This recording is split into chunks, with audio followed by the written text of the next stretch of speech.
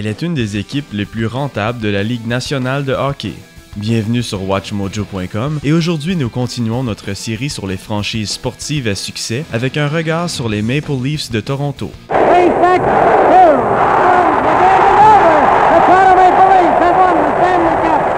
La réputation de Toronto comme étant une ville de hockey a même précédé l'instauration de la Ligue nationale de hockey en 1917. Toronto faisait partie du groupe des 6 et l'équipe a eu plusieurs noms.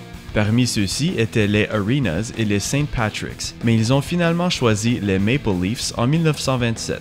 Le Maple Leaf Gardens a ouvert le 12 novembre 1931 avec une défaite 2-1 contre les Blackhawks de Chicago.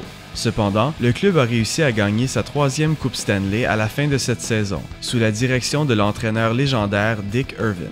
Le premier match des étoiles de la LNH a été tenu par les Maple Leafs le 14 février 1934 en honneur de leur joueur Ace Bailey, qui est quasiment décédé quand Eddie Shore des Bruins de Boston l'a plaqué dans les bandes plus tôt dans la saison. À la fin de la saison 1939-40, l'entraîneur Irvin a quitté l'équipe pour remonter les Canadiens de Montréal. Les Leafs ont vu leurs rivaux jurés gagner en 1944, 46 et encore en 53, avant de gagner un record de 5 coupes consécutives sous le successeur d'Irvin, Toe Blake. Entre-temps, les Leafs n'ont pas trop souffert du départ d'Irvin. Le club a remporté la coupe en 1942 et 1945, de 47 à 49 et une fois de plus en 1951. Down the ice goes Sweeney Shriner with a puck, then passes it to Kennedy, who rifles it in the cage to win the Stanley Cup and the championship of the world.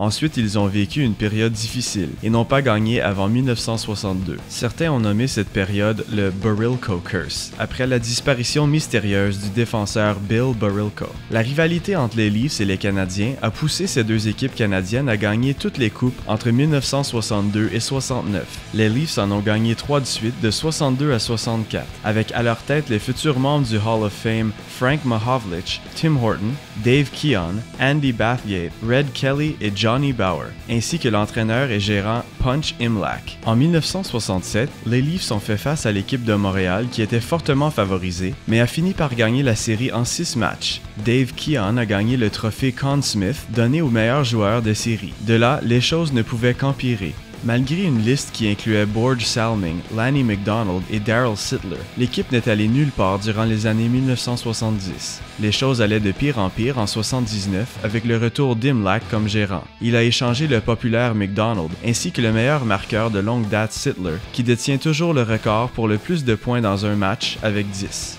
Le record de pointage absolu de Sittler pour les Leafs a seulement été brisé en 2007 par le capitaine Matt Sundin. Les années 1980 ont été une période sombre, malgré le fait que leur performance qui laissait à désirer donnait la chance au club d'avoir droit à des choix intéressants, incluant le populaire Wendell Clark. Le club ne pouvait que s'améliorer, et c'est ce qu'il a fait. Les Leafs ont engagé le gérant des Flames de Calgary, Cliff Fletcher, qui avait gagné la Coupe en 1989. Il préparait les joueurs sélectionnés, signait des agents libres et effectuait des échanges pour améliorer son équipe.